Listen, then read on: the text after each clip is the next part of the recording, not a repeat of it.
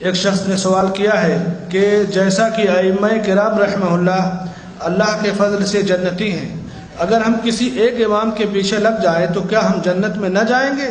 کیونکہ جو علمی تحقیق انہوں نے کی ہے ہم تو نہیں کر سکتے۔ ڈاکٹر صاحب حفظ اللہ اس کا جواب دیں گے۔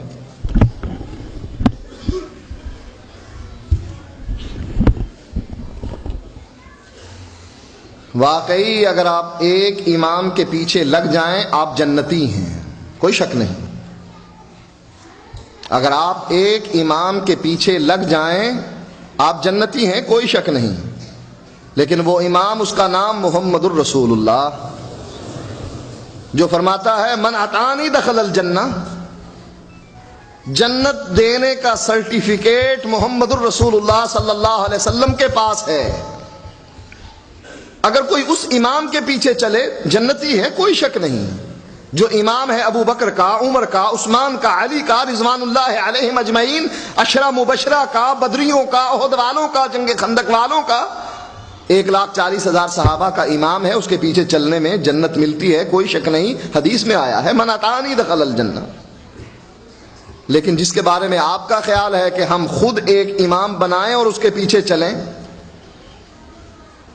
اللہ نے گارنٹی اس کی دی ہے کہ اس کے پیچھے چلنے پر جنت ہے، اور اللہ کے نبی نے اپنے بارے میں خود کہہ دیا من اطاعنی دخل الجنہ ومن عصانی فقط ابا، میرے پیچھے چلا بلال، صہیب اور باقی صحابہ جنت میں گئے، اور میری راہ سے اختلاف کیا میرے اپنے چچا نے، ابو طالب نے، آپ نے فرمایا میرا رب اس کو جہنم میں آگ کے 2 جوتے پہنائے گا، اس کا جسم محفوظ ہوگا آگ سے، لیکن ان 2 جوتوں کی وجہ سے اس کا دماغ ایسے کھولے گا جیسے چولہے پر ہنڈیا کھولتی۔ اس امام کے پیچھے چلو جنت ملے گی، حقیقت ہے، کتاب و سنت کہتی ہے۔ لیکن جس کے بارے میں تم کہتے ہو کہ اس کی تقلید کرنا، اس کے پیچھے چلنے میں جنت ملتی ہے، کس نے کہا؟ اس کے پیچھے چلنے میں جنت ملتی ہے، قرآن میں ہے، حدیث میں ہے۔ اس کے پیچھے چلنے پر جنت ملتی ہے، کس نے کہا؟ کوئی دلیل تو ہونی چاہیے نا بھئی۔ یہ 4 امام کس نے بنائے اور ان میں سے ایک کو مقرر کر کے کہا کہ جو کچھ یہ کہے گا وہی کچھ کروں گا؟ یہ کس نے کہا؟ ان 4 اماموں نے بھی منع کر دیا کہ نہ، یہ کام نہ کرنا۔ امام ابو حنیفہ رحمۃ اللہ علیہ نے منع کر دیا کہ جب میری بات نبی کی بات کے مقابلے میں آ جائے فَاتْرُكُوا قَوْلِي بِخَبْرِ رسول اللہ صلی اللہ علیہ وسلم، میری بات کو اٹھاؤ اور فَاضْرِبُوا عَلَى الْحَائِطِ، دیوار پر دے مارنا، اس لیے کہ یہ نبی کی حدیث کے مقابلے میں آ گئی۔ یہی بات امام شافعی سے، یہی بات امام مالک سے۔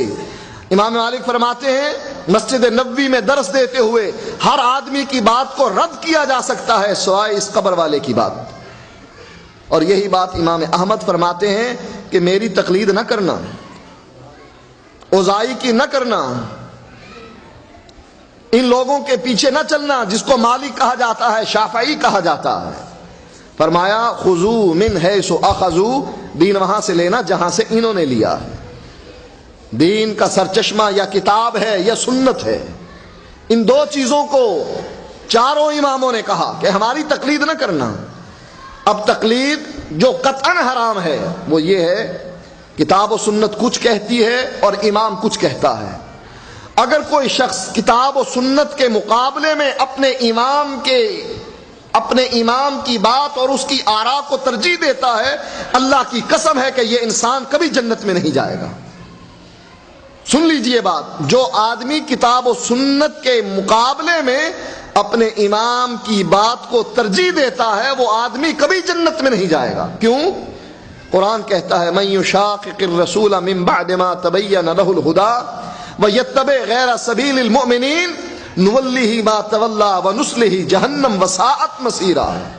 کسی کو مسئلے کا پتہ نہیں لگا، علیحدہ بات ہے، لیکن مسئلے کا پتہ لگ گیا کہ مسئلہ یہ ہے، اللہ فرماتا ہے جو مسئلے کے پتہ لگنے کے بعد پھر رسول کی مخالفت کرے وہ جدھر جاتا ہے ہم جانے دیتے ہیں، وَنُصْلِيهِ جہنم، ہم اس کو قیامت کے دن جہنم میں داخل کریں گے۔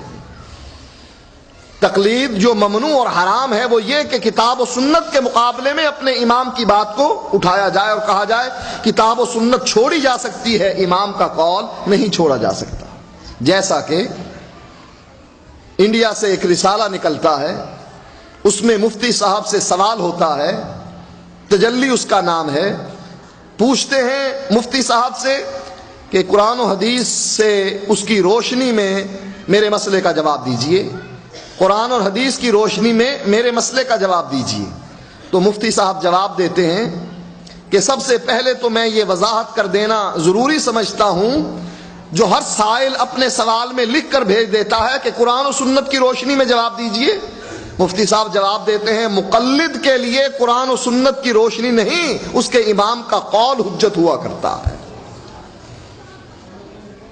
یہ قرآن جو منور کرتا ہے سینوں کو، ما کنت تدری مل کتاب ولل ایمان، اے نبی تو بھی نہیں جانتا تھا کہ ایمان کس کو کہتے ہیں، قرآن کس کو کہتے ہیں، ولیکن جعلناہ نورا نہدی بہ من نشاء، ہم نے اس کو نور بنایا قرآن کو، اور اس کے ذریعے سے ہم لوگوں کے دلوں کو منور کرتے ہیں، ہدایت دیتے ہیں۔ رب کہتا ہے قرآن نور ہے، تورات نور ہے، انجیل نور ہے، اور مفتی صاحب جواب دیتے ہیں کہ مقلد کے لیے قرآن نور نہیں، اس کے لیے اس کے امام کا قول حجت ہوا کرتا ہے۔ یہ ہے تقلید حرام اور ناجائز۔ ایک یہ ہے کہ اپنے کسی عالم سے فتویٰ پوچھ لینا کہ کیا کتاب و سنت کی روشنی میں بتلائیے کیا جواب ہے اس کا، مسئلہ پوچھنا تقلید نہیں۔ لوگوں کے ذہنوں میں شاید یہ بات ہے کہ مسئلہ پوچھنا بھی تقلید ہے۔ اصول فقہ کی کتابوں میں، احناف کی کتابوں میں بھی یہ بات موجود ہے، الرجوع الى الكتاب ليس من التقلید والرجوع الى الحدیث الى السنہ ليس من التقلید والاجماع ليس منه وكذا العامی الى المفتی والقاضی الى الحدود ليس منه۔ عامی کا مفتی سے مسئلہ پوچھنا تقلید ہے ہی نہیں۔ کیوں؟ قرآن کہتا ہے فاسألوا اہل الذکر ان کنتم لا تعلمون، اگر تمہیں علم نہیں تو اہل ذکر سے پوچھو۔ تو پوچھنا تقلید نہیں ہے۔ تقلید کیا ہے؟ کتاب و سنت کہہ رہا ہے ایسے، کہتے نا ایسے نہیں، میرے امام نے کہا تھا ایسے۔ قرآن و حدیث کو چھوڑ کر اپنے امام کی بات کو بڑھانا، یہ ہے تقلید، اور جو ممنوع ہے اور حرام ہے۔